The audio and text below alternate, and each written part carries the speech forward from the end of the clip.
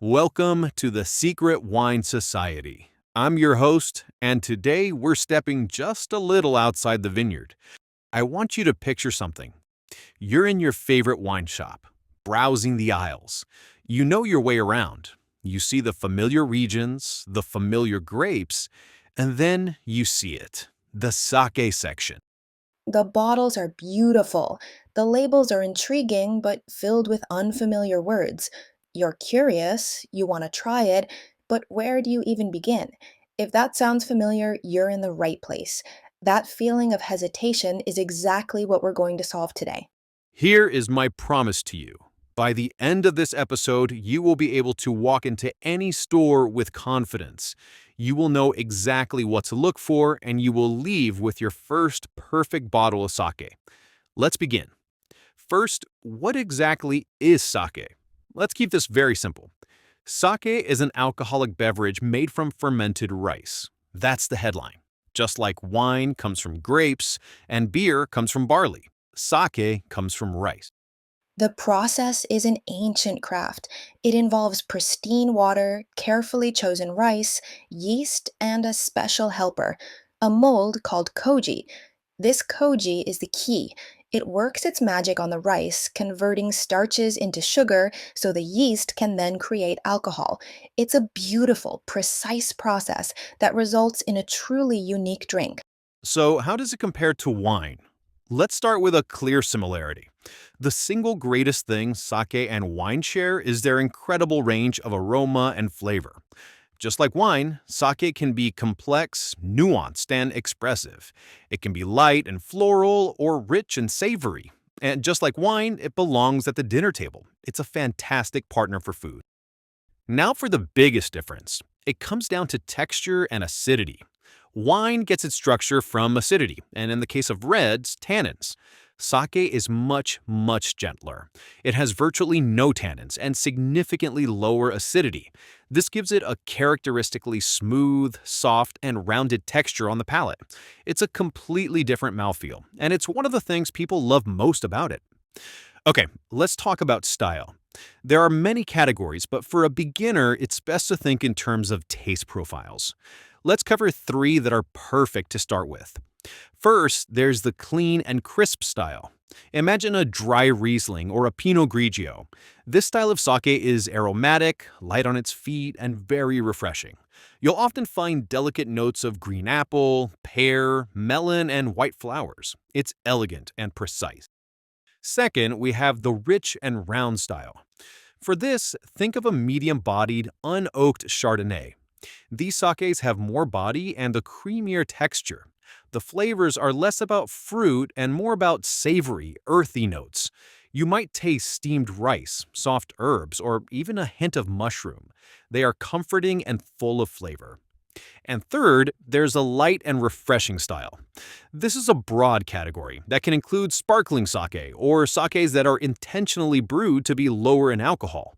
Think of these like a prosecco or a vino verde. They are often slightly sweet, fruity, and incredibly easy to enjoy. Perfect for a sunny afternoon. Now for the shortcuts. You know what you like in wine, so let's use that as our guide. If you love Sauvignon Blanc with its zesty, aromatic, and crisp profile, you should look for a sake with the words Ginjo or Dai Ginjo on the label. These are premium sakes made from highly polished rice. That polishing is what gives them their intensely fragrant, floral, and fruity character. They are the epitome of the clean and crisp style. If you prefer a Chardonnay, especially one with a bit more body and texture, then your starting point is Junmai sake. Junmai translates to pure rice, meaning it's made only with rice, water, yeast, and goji. No distilled alcohol is added. This results in a richer, fuller body that aligns with our rich and round style. It's a classic for a reason.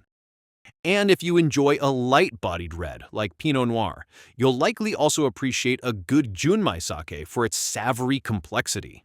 The subtle earth and fruit notes in Pinot Noir have a kinship with the rice-forward, layered flavors of a well-made Junmai. It's a great match for your palate. Now, you've heard me use terms like Junmai, Ginjo, and Daiginjo. These aren't just style names, they're official classifications based on one key factor, the rice polishing ratio, or Sema-Y. This number tells you how much of the original rice grain is left after being milled down. The outer layers of the rice grain contain fats and proteins that can create off flavors. So, for premium sake, brewers polish the rice to get to the pure starchy core. For a sake to be called a ginjo, at least 40% of the outer grain must be polished away, leaving 60% or less. For dai ginjo, which means great ginjo, the polishing is even more extreme. At least 50% must be polished away, leaving 50% or less. This intensive polishing is why these sakes are so aromatic, delicate, and often more expensive. Another common question is about temperature. Should you serve it warm or cold? The simple answer is it depends on the sake. Most premium, delicate sakes, especially those ginjo and daiginjo styles we just talked about, are best served cold, just like a quality white wine. Chilling them preserves their subtle aromas and keeps them refreshing. The richer, earthier junmai sakes are more versatile. They can be excellent either lightly chilled or at room temperature. Allowing them to warm up a bit can unlock deeper, more complex flavors. And yes, warm sake is wonderful, but it's best reserved for those sturdy, full-bodied junmai types. You don't want to heat a delicate ginjo as it'll destroy its lovely aromatics. Gently warming a robust sake, however, makes it incredibly soothing and comforting, especially in cooler weather. We've arrived at the final, most important question. With all this information, what bottle should you actually buy? For your very first bottle, I want you to look for a sake that says Junmai Ginjo on the label. This is your safe, can't-miss choice. It's the perfect starting point for a wine drinker. Here's why. Junmai gives it that pure rice character and a pleasant, savory body. Ginjo gives it that aromatic elegance and clean finish. It truly is the best of both worlds. It has enough fruit and fragrance to delight a white wine drinker and enough texture and complexity to satisfy a red wine drinker. In terms of price, for a standard 720 milliliter bottle, you should expect to pay somewhere between $25 and $40. This range will get you a high-quality, delicious example. A Junmai Ginjo is versatile, food-friendly, and best served chilled. It's the perfect ambassador for the world of sake. And that's it. You now have a plan.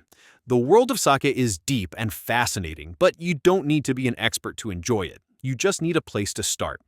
Remember that sake has earned its place at the finest tables around the world, right alongside your favorite wines. It's not intimidating, it's an invitation to try something new. For more guides and to continue the conversation, please visit us at thesecretwinesociety.com. But most importantly, find a bottle, gather some friends, and share it. That is, and always will be, the best way to enjoy any great drink. Thank you for listening. Cheers!